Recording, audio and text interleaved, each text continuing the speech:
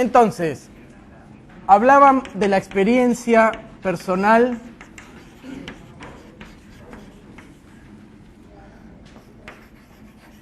de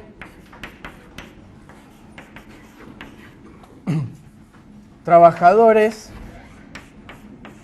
y trabajadoras de una empresa.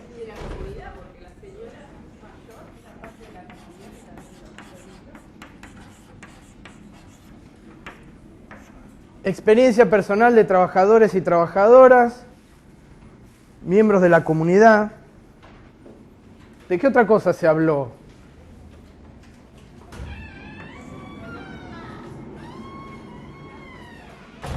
La parte que presentó Ricardo, ¿sobre qué era?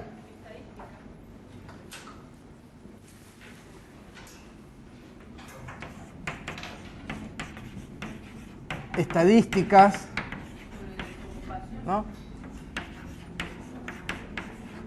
Datos sobre desocupación, sobre empleo y desempleo. ¿Qué otros datos eran, Ricardo? Obras que se habían hecho durante un periodo determinado, y luego avances y debilidades, fortalezas. Cerrá. Fortalezas, debilidades que el grupo veía en la región después de tal hecho, ¿no es cierto? Bien. Producido el hecho. Después de producido, ¿qué? ¿Cuál era el hecho? El proceso de privatización. Exacto. De una empresa, emblema, líder, de mucha relevancia en la zona. La privatización de YPF. Que todos tenemos más o menos claro qué significa privatización de YPF. ¿Qué significa privatizar algo? ¿O hay alguien que no está muy segura o seguro? Pregunten, no tienen por qué saberlo. O sea que todos sabemos más o menos de qué se trata la idea de privatizar una empresa, ¿no? Eran empresas de propiedad estatal, propiedad pública, que se vende a terceros privados, que deja de ser estatal. Bien, ¿qué más? ¿Qué más se habló?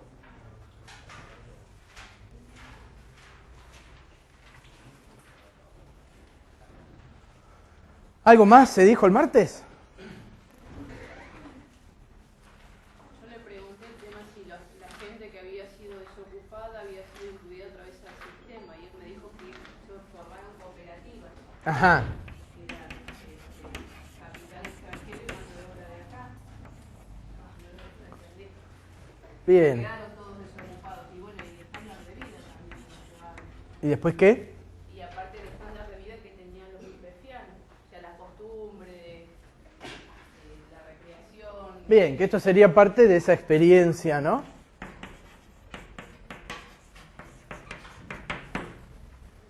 Un poco de la historia.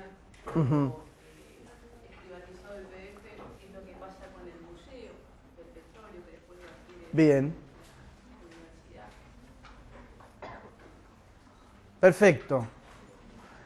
¿Y qué posibilidades encuentran ustedes? ¿Se acuerdan? En la primera reunión que nosotros tuvimos sobre Durkheim, ¿cuáles fueron los dos puntos sobre los que hicimos hincapié? Busquen en sus notas.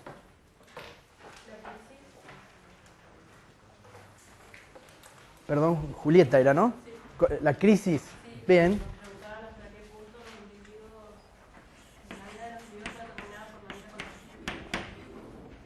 Entonces, ahí ya no estamos hablando tanto de la crisis, sino hicimos un proceso de abstracción sobre esa crisis. ¿Cómo fue lo segundo que dijiste, Julieta?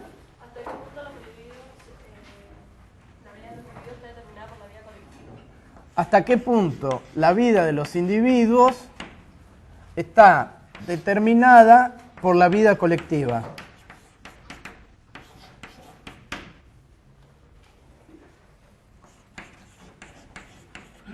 Bien, esa era una de las preguntas que nos hacíamos en esa primera reunión. ¿Qué otra cosa dijimos? Que estaba muy vinculado a esto, además. ¿Cuál es la manera en que se da la relación entre individuo y sociedad? Bien, ¿cuál es la forma en que se da esto? ¿Qué carácter adquiere? ¿Y qué decía Durkheim sobre esto? No, o sea, la solidaridad es uno de los lazos y ese carácter, pero en un plano distinto de abstracción. Nosotros nos preguntamos sobre cuál es la relación entre vida colectiva y vida individual. ¿Qué carácter tiene esa relación? Si hablamos de solidaridad orgánica o mecánica, estamos describiendo cómo son esos lazos. Ahora bien, en un nivel más formal o más abstracto, ¿qué dice Durkheim en relación a este carácter, a esta relación? ¿Por qué yo puse la flecha de abajo hacia arriba?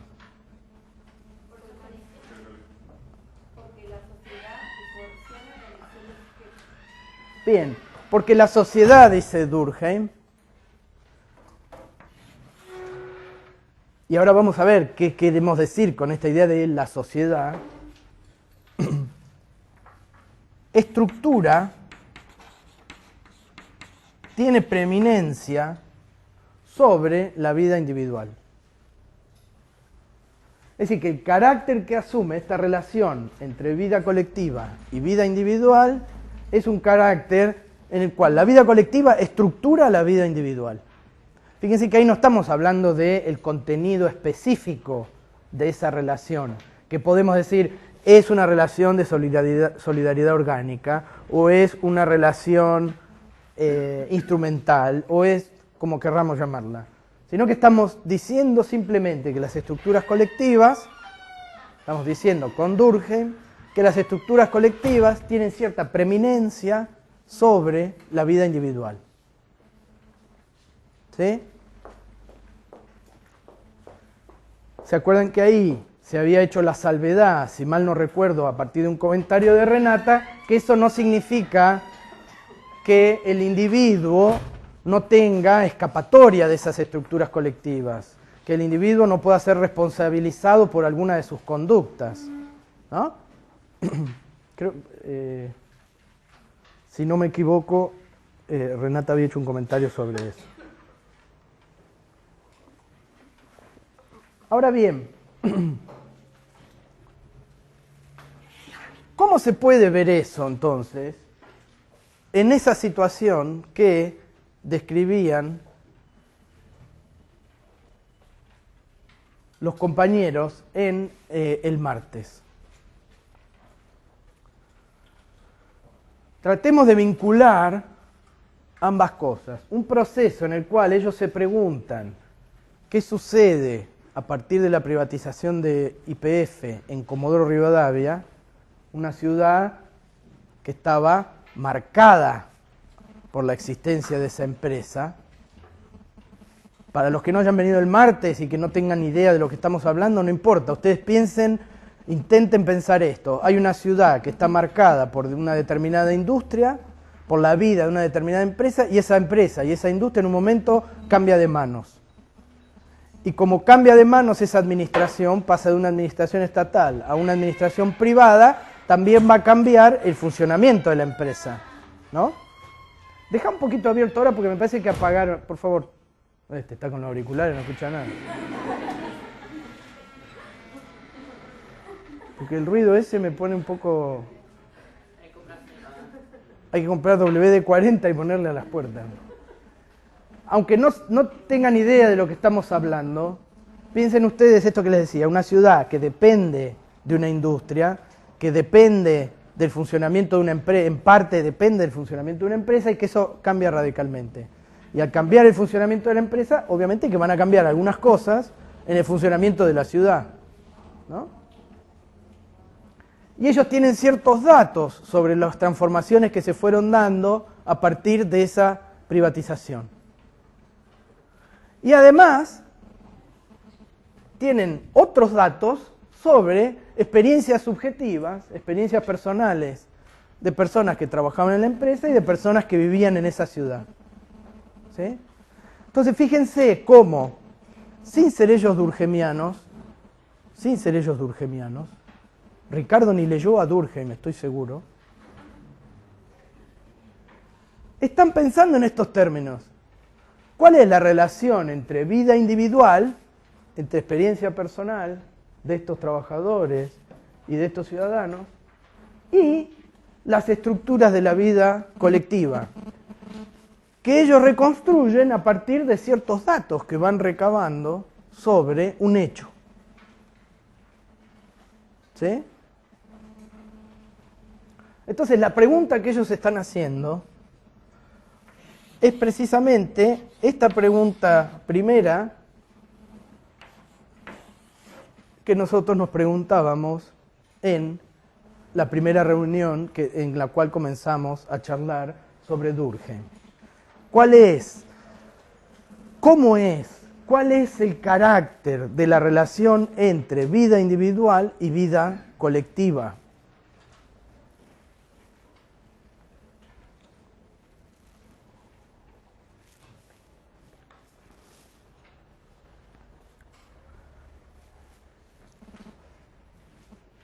¿Cuál es el carácter que ellos encuentran? Que sería la pregunta 2 que nos hicimos. ¿Qué carácter tiene esa relación? ¿Qué tipo de relación hay ahí? Habíamos dicho que para Durkheim la vida colectiva estructura en gran parte la vida individual. Todavía no estamos diciendo por qué se da esa estructuración, y eso va a estar vinculado a la idea de normas y valores que nosotros discutimos en nuestra segunda reunión en la que charlamos sobre Durkheim. Lo que podemos decir por ahora es que para Durkheim, efectivamente, la vida colectiva estructura en gran parte la vida individual. ¿Dónde encontraron los compañeros esa relación de preeminencia de las estructuras colectivas sobre las estructuras individuales en la privatización de YPF? ¿Qué les parece?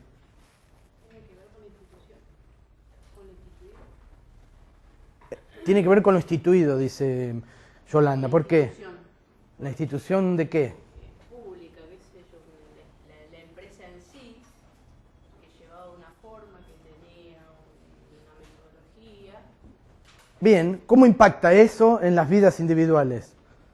Si tomamos eso como parte de la vida colectiva, ¿no? Como desarraigado, diría yo, una vez que la persona se queda desempleado, pierde como su esencia, porque la mayoría vino a fortalecer sus vínculos y su vida en diferentes. Bien, entonces, la experiencia laboral cambia. Más o menos sería eso. ¿Qué más? ¿Qué otras cosas suceden?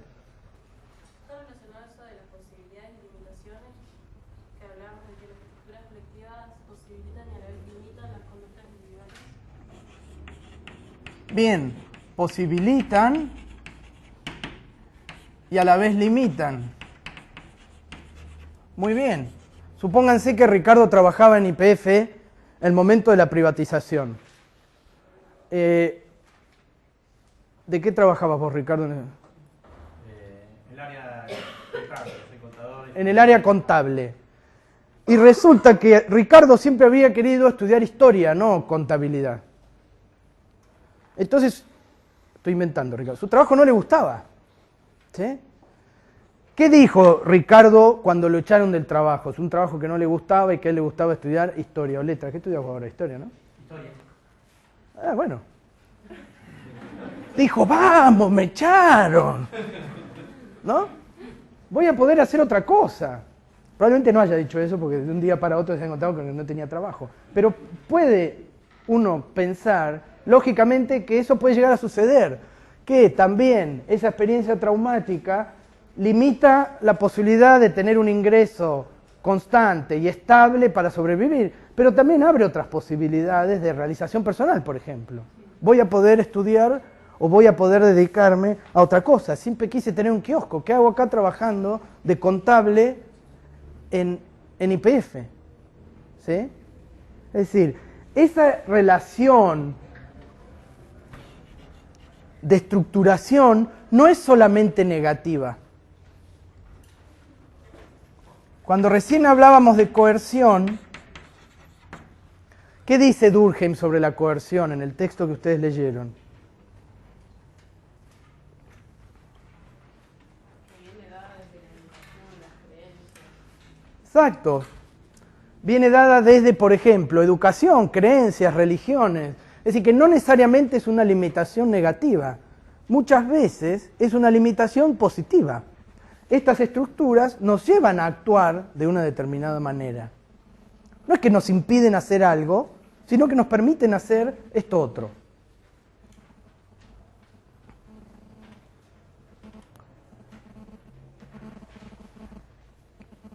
¿Sí?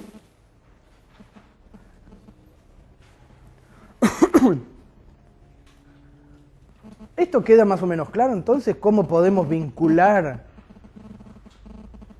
ya una teoría social, en los términos en los que la está pensando Durkheim, con los análisis que los compañeros comenzaron a hacer sobre la privatización de YPF? Ahora bien, ¿qué sucedía cuando hablaban las personas que estaban contando su experiencia personal como trabajadoras o como ciudadanas? ¿Qué tipo de experiencias estaban contando? Estos datos en relación a ese tipo de experiencias íntimas y subjetivas.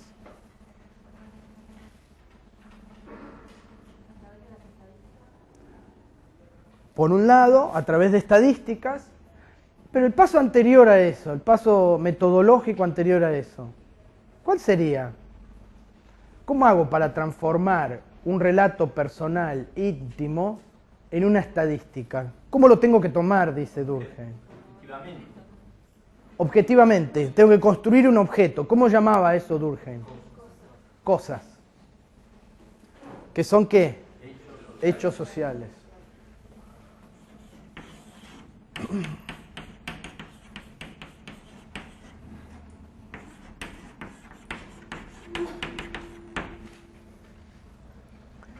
Fíjense que cuál es la operación que se hace al momento de estudiar estas experiencias personales, íntimas y subjetivas.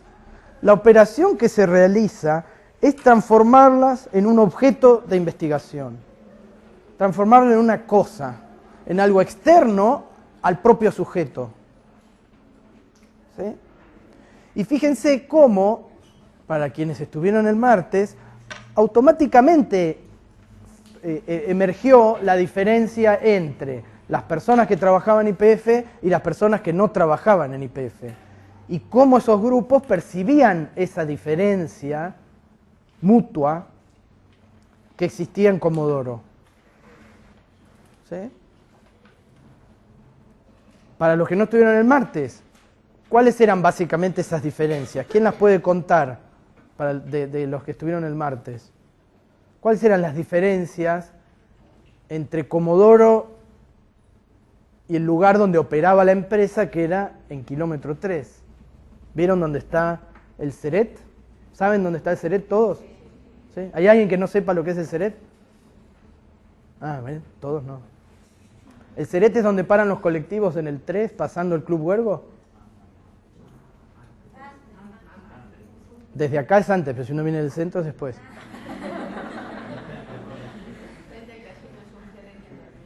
Frente a, de Fuerza Aérea. De Fuerza Aérea, el casino de subvención de Fuerza Aérea. ¿Eh? Esa era la proveeduría de YPF, exacto. Fíjense, YPF, el campamento de YPF, les hago una historia un poco más larga. Ya desde la creación del campamento de YPF, el campamento de YPF fue algo separado de la ciudad. ¿Sí? Por ejemplo, campamento de YPF, que era toda esa zona de kilómetro 3, del de Anfunes hacia acá, hacia zona norte, tuvo agua potable antes que la ciudad. YPF le proveía de agua potable a la ciudad. ¿Sí? Dentro de ese campamento no era parte de la circunscripción electoral, por ejemplo, de Comodoro. La gente que vivía dentro del campamento en los años 20, 30, no votaba.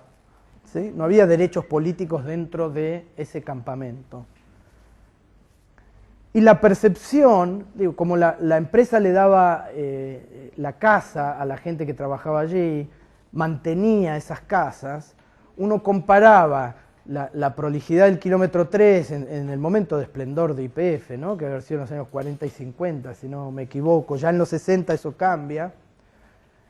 Uno tenía un barrio con casas de material o algunas casas de chapa, pero muy bien construidas, muy bien mantenidas por el Estado, donde la gente no pagaba un alquiler, o si se le descontaba era algo simbólico por el mantenimiento de la casa, o ni siquiera.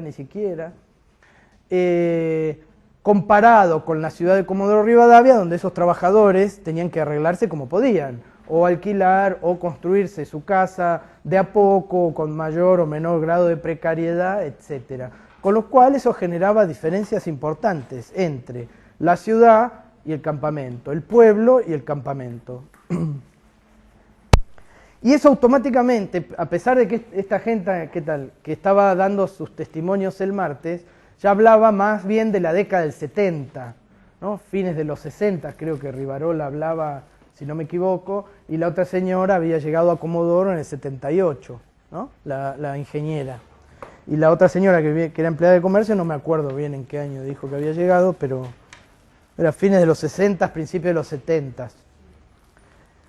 Y ahí, a pesar de que ya los trabajadores de YPF no tenían esas mismas condiciones que habían tenido en los años 50, porque YPF ya también había comenzado un proceso donde esa idea de darle bienestar a los trabajadores a cambio de que no hagan huelgas, eso ya había cambiado. A pesar de eso, las diferencias subsisten, ¿sí? Las diferencias subsisten. Las diferencias de esa experiencia personal entre estos dos grupos que se ven a sí mismos como desiguales, ¿sí? Que se ven a sí mismos como desiguales.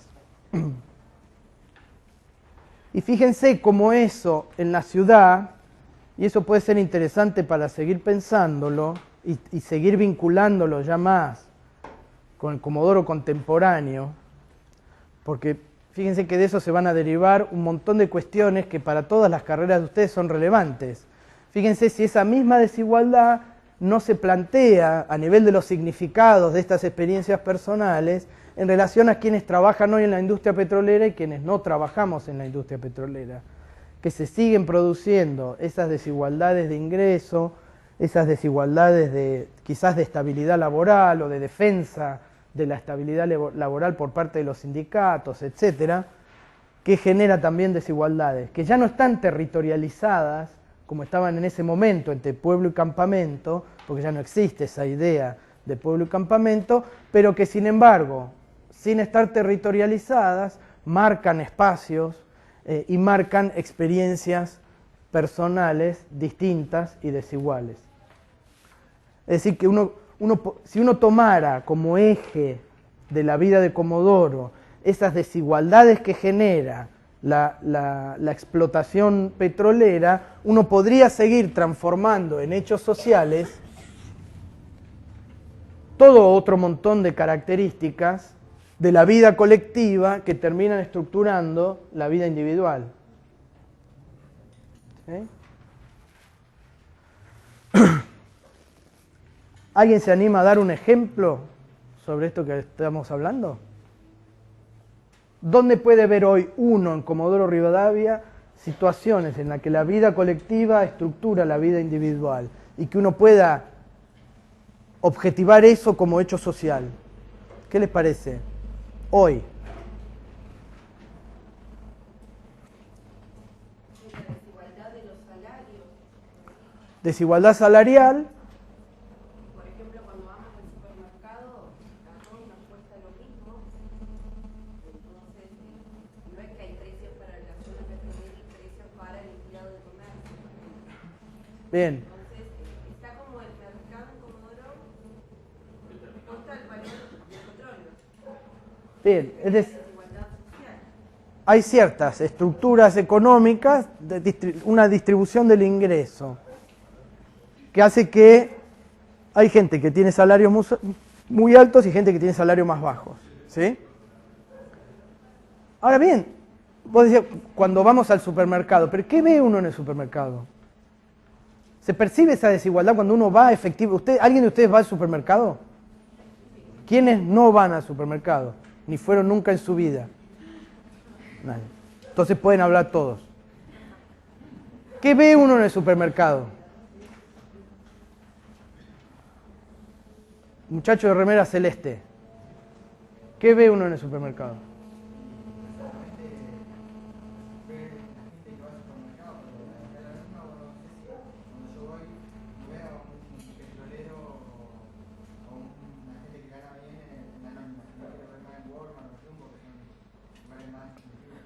Ajá. Bien, ahí ya se puede percibir una diferencia entre en distintas tiendas, digamos, en distintos supermercados, los públicos que concurren. ¿Sí? Yo pensé que el Anónima era más caro. Vemos también los precios cuidados. Precios cuidados. Por el Estado, lo que es educación también, porque ahora se está cuestionando con el hecho de la 43, la educación pública. 83. ¿El 83? 43 dijiste. Con la escuela 83 se Sí. está cuestionando la educación pública y privada. Las personas con alto ingreso mandan a sus hijos a escuelas privadas. Bien. Y la educación pública es... Puede haber una discusión en relación a la educación también.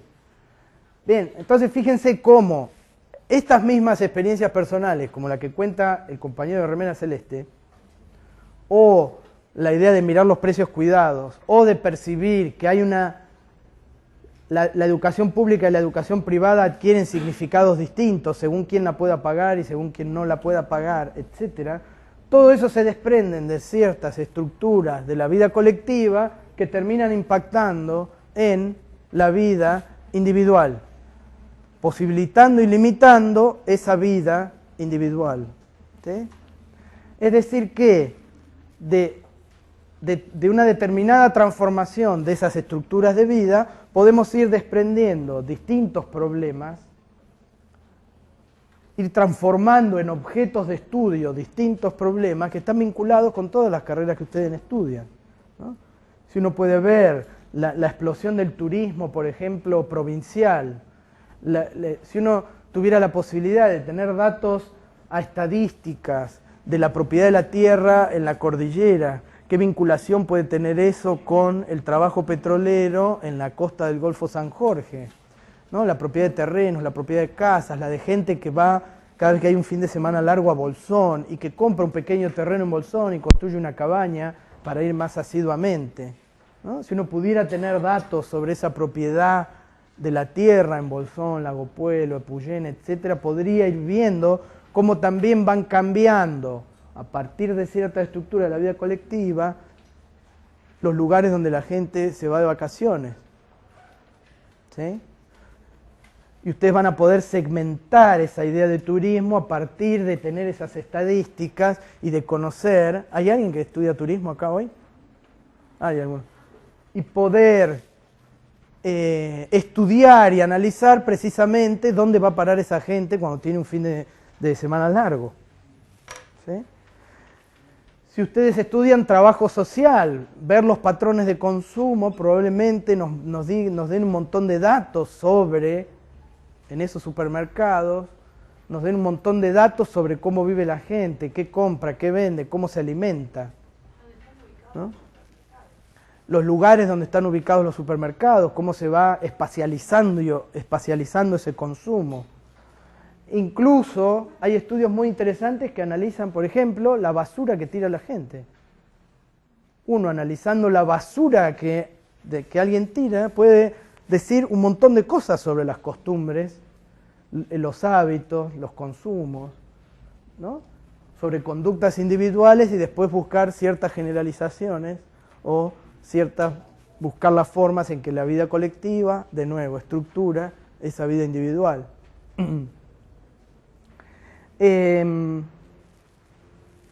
Lo mismo va a suceder en las disciplinas como historia, la literatura, la comunicación social, cómo esos cambios estructurales van generando cambios a nivel de esas acciones individuales. Entonces, fíjense, ahí tenemos 3 puntos, si tuviéramos que resumir, en lo que venimos charlando sobre Durkheim. ¿Qué relación hay entre vida individual y vida colectiva? El carácter que tiene es que la vida colectiva tiene cierta preeminencia sobre la vida individual, y para estudiar eso nosotros tenemos que ser capaces de objetivar ciertas situaciones como cosas externas a mí, como objeto fuera de ese ser íntimo, ¿no? Es de ahí la vinculación que va haciendo Durkheim constantemente con la psicología, poder objetivar hechos sociales. Y la forma de conocer esos hechos sociales era, como ustedes dijeron, a partir de la obtención de datos, estadísticas, etc.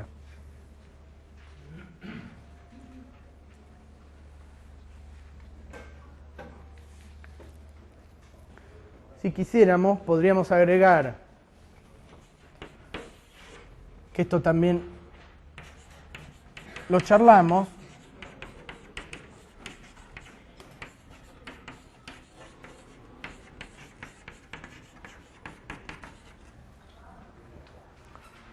es una pregunta sobre la naturaleza del lazo social. ¿Se acuerdan cuando hablábamos sobre solidaridad orgánica, solidaridad mecánica, ¿no?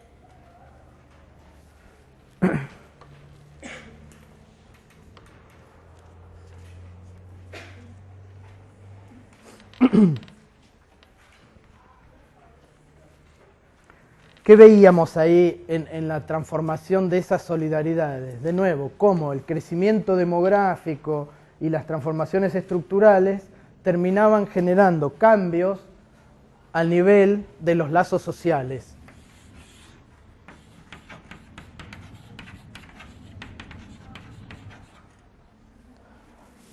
A nivel de esas relaciones de solidaridad que mantienen unida a una comunidad. Por lo tanto, también veíamos ese proceso de vida colectiva transformando la naturaleza de esos lazos sociales.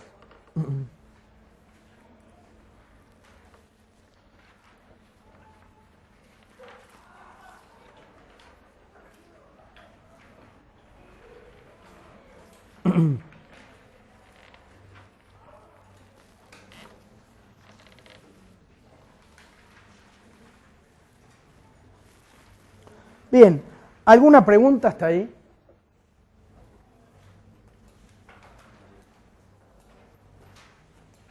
¿Alguna duda?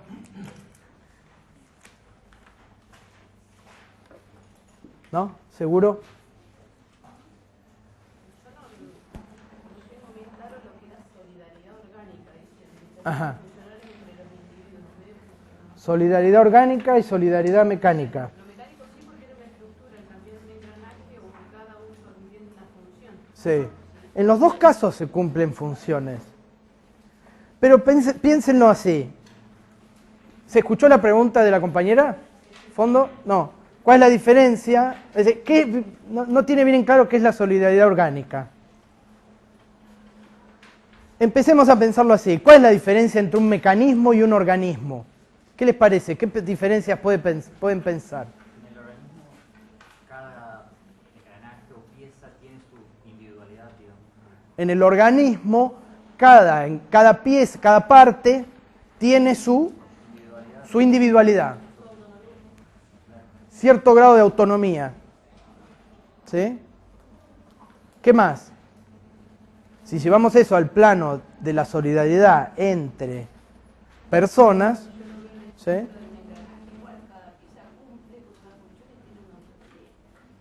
Pero la autonomía es mucho más relativa. Por ejemplo, si yo tengo dos engranajes que se están moviendo así, ¿sí? Si yo muevo uno, se va a mover el otro. No puedo mover uno y no mover el otro. Si yo tengo un organismo con dos piernas, yo puedo mover una sola pierna. ¿Sí? Por ejemplo. Hay dependencia.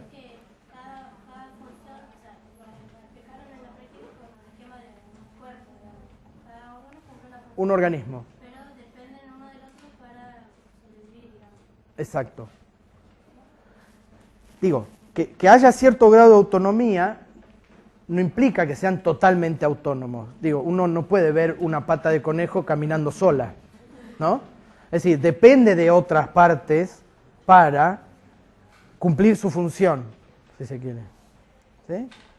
Pero la diferencia entre organismo y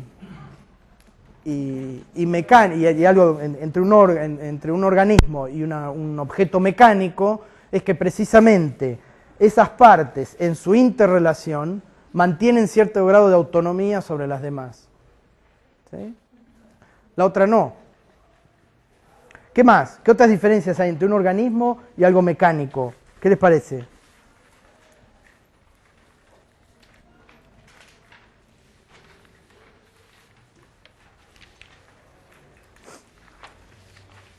¿Ninguna?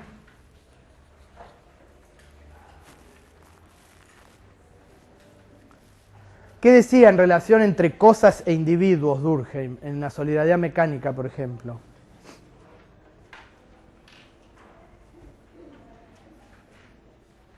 ¿Se acuerdan? Durkheim decía, la relación que hay...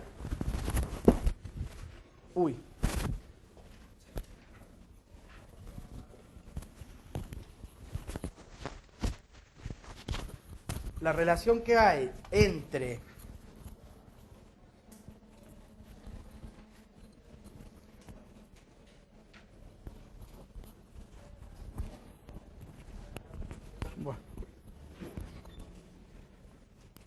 se me complicó el... No, deja. ¿Ahí se escucha?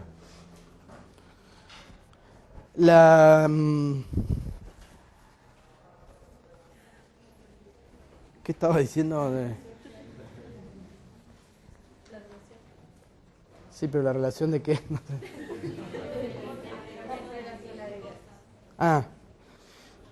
Cuando Durkheim habla de solidaridad mecánica, dice, la relación entre las partes es similar a la relación que hay entre las cosas y los individuos.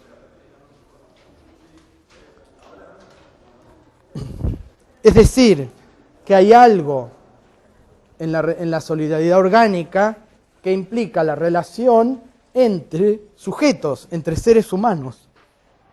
Mientras que en la solidaridad mecánica la relación entre esos individuos es la misma relación que puede tener un individuo con las cosas. Yo entiendo al otro como algo externo a mí y que no tiene nada en común a mí. Como si yo fuera un engranaje, como si los dos fuéramos cosas, dos engranajes de una misma máquina. En el caso de la solidaridad orgánica, la relación es distinta. Ya no es una relación entre cosas, sino una relación entre individuos, que vamos a tener en común mucho más que ser partes simplemente de un engranaje. Hay algo que nos va a mantener unidos que es distinto a una mecánica, ¿sí?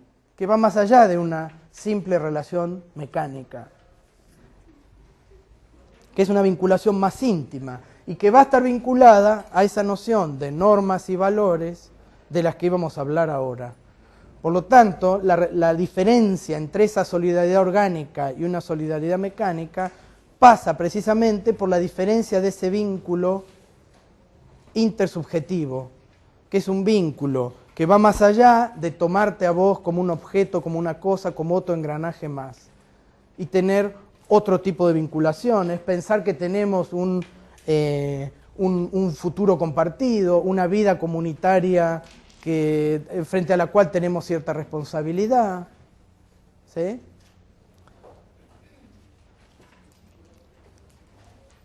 Eso queda muy claro cuando Durkheim analiza los distintos tipos de suicidio, ¿sí?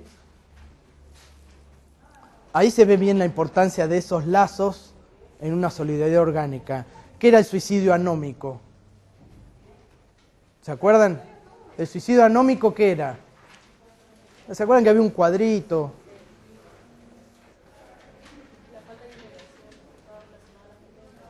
A la falta de integración social. ¿Y por qué faltaba esa integración social? ¿Qué era lo que se había diluido? Normas. Anomia implica sin normas, ¿sí? Ahora vamos a discutir más sobre eso.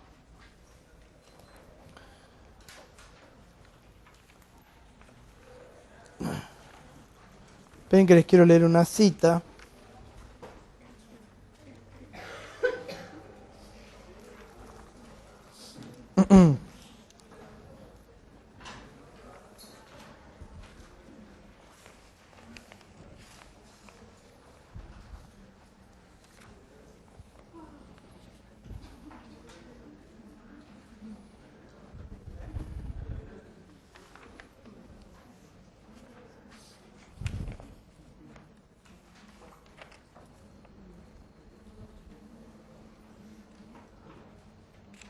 Bueno, no la voy a encontrar. Ya va a ir apareciendo. Bien.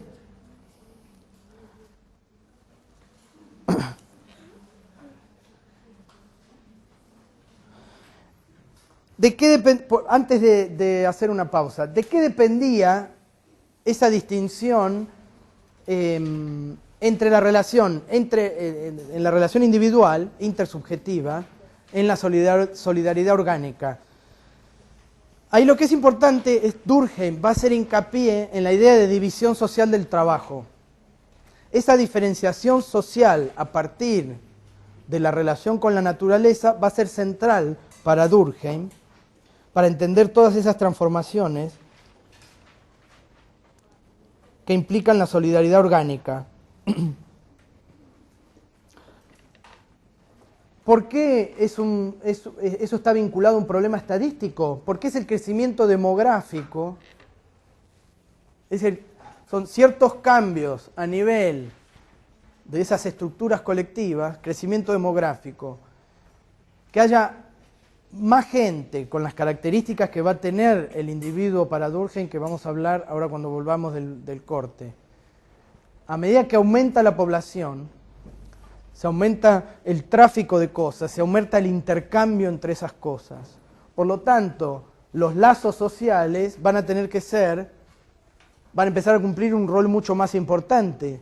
Esa división social del trabajo lo que hace es complejizar la vida en sociedad y necesitar lazos integradores mucho más fuertes. Esa complejización explica la idea de solidaridad orgánica. ¿Qué se necesitan para esos lazos? Bueno, normas y valores. La integración para Durkheim tiene que ser una integración moral.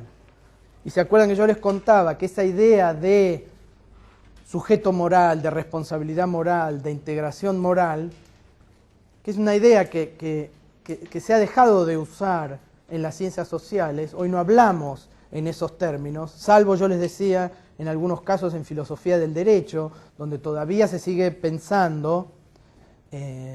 Esto, cuando todavía se sigue pensando, no quiero decir que eso sea esté mal, digamos, o sea viejo pensar así, sino que son distintas formas que las disciplinas tienen de acercarse a los mismos objetos, ¿sí? Hoy no hablaríamos de una integración moral de una sociedad, sino que hablaríamos más en términos de valores que integran, ¿no? de etos comunitarios, de una ética comunitaria, antes que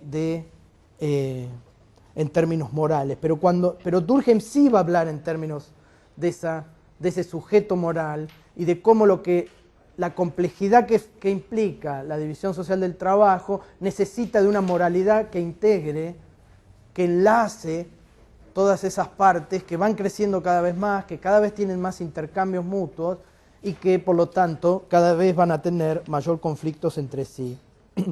La vida social va a ser mucho más intensa en esas sociedades y eso es lo que va a requerir una solidaridad más orgánica, ¿no?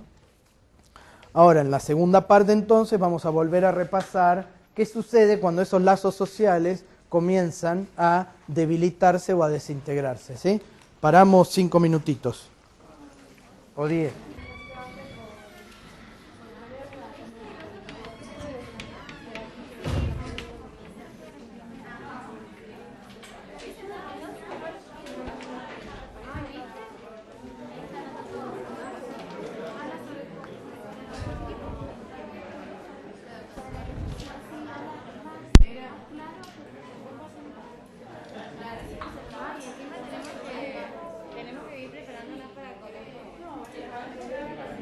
Bien, seguimos entonces.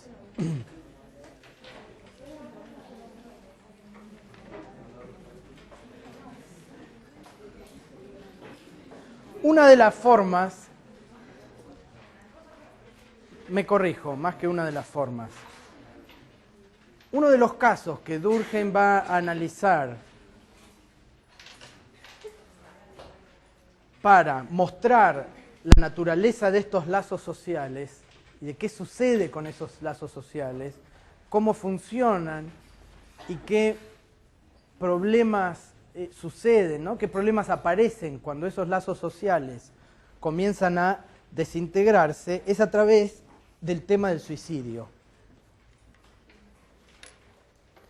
Y en ese caso, a lo que deberíamos prestarle atención en el marco de la discusión que estamos dando acá, no es tanto preocuparnos cuáles son las características específicas de cada uno de los tipos de suicidio y el cuadro ese que hicimos nosotros la semana pasada, sino tratar de pensar un poco más allá y ver cómo el estudio de esos casos, de esos suicidios, nos permite pensar, complejizar un poco y precisar un poco esa relación entre conducta individual y vida colectiva.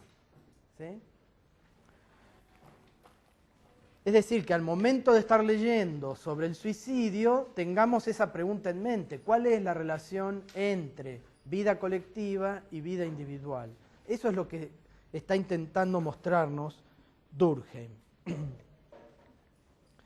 Es por eso que más allá de los tipos de suicidio que él va a individualizar y a específicamente estudiar, aquello que dispara su investigación es la tasa de suicidios, las variaciones en las tasas de suicidios que él va a ir encontrando en las poblaciones que él estudia.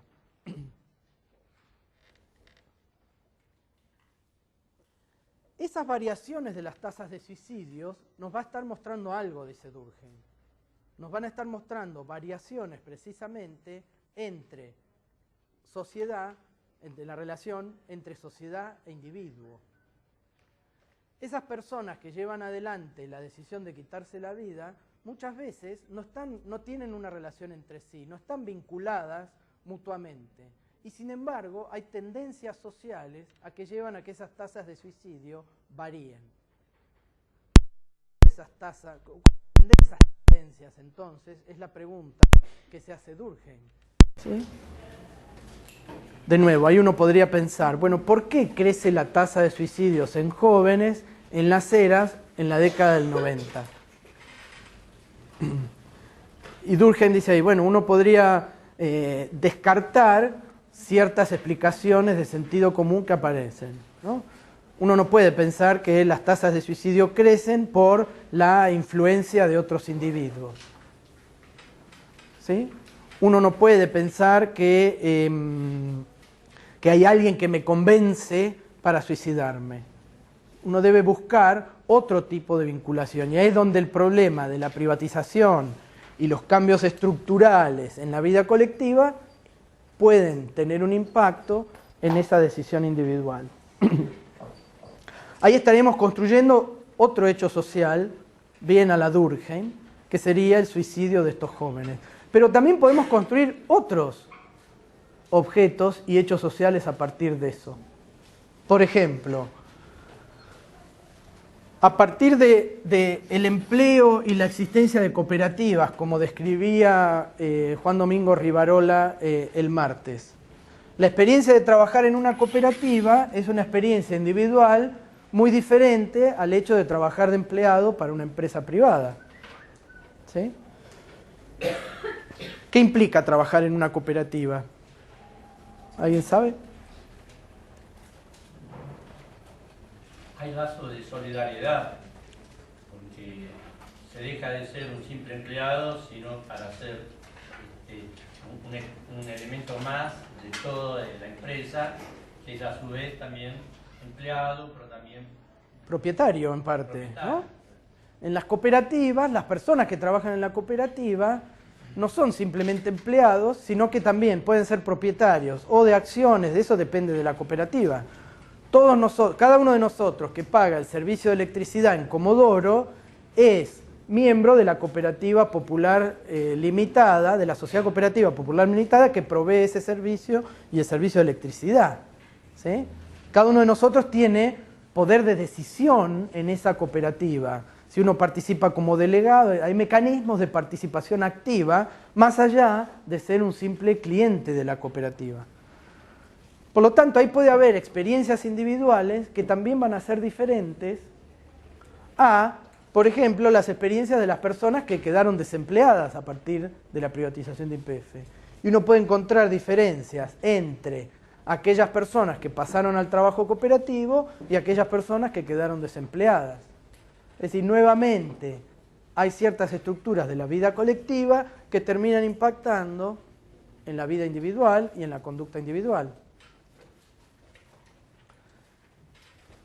¿Qué puede haber sucedido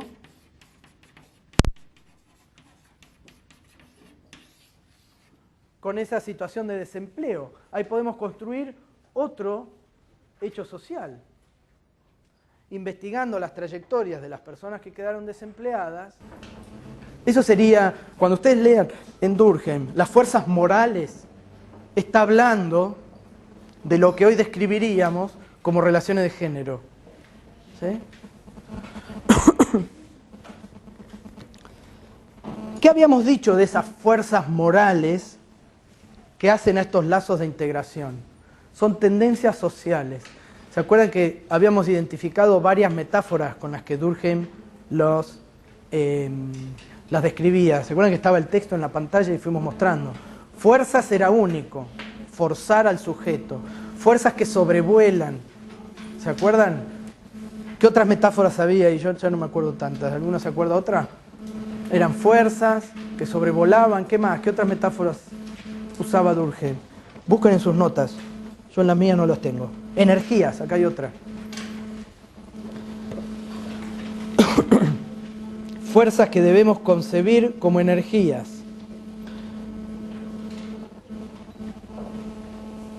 Una acción que planea por encima de todos los casos particulares. Sujetos que ante las mismas circunstancias razonan del mismo modo. ¿Sí? Esos lazos sociales, entonces, morales, como dice Durkheim, y que nosotros podemos reconstruir hoy como consecuencia del desempleo, consecuencia de las relaciones de género, etcétera, etcétera, van a tener distintos grados de intensidad, distintos grados de integración. Esos lazos van a poder ser más fuertes o van a poder ser más débiles. Y hay dos aspectos de esos lazos que Durkheim va a identificar.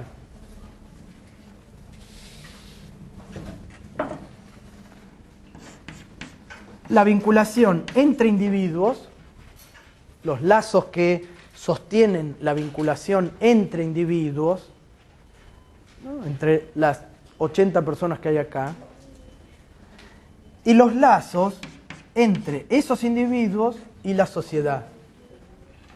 Hay dos aspectos de esos lazos integradores.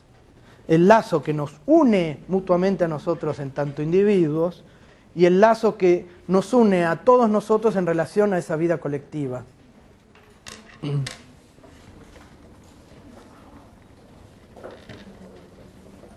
Que de nuevo, parecen dos cosas independientes, pero no lo son. Las podemos distinguir analíticamente. El lazo que nos une entre nosotros y el lazo que nos une a la sociedad.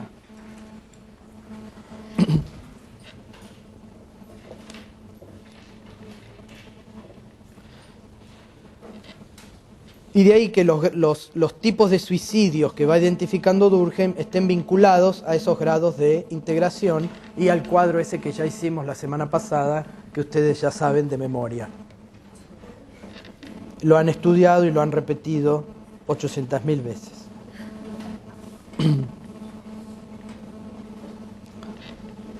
Bien.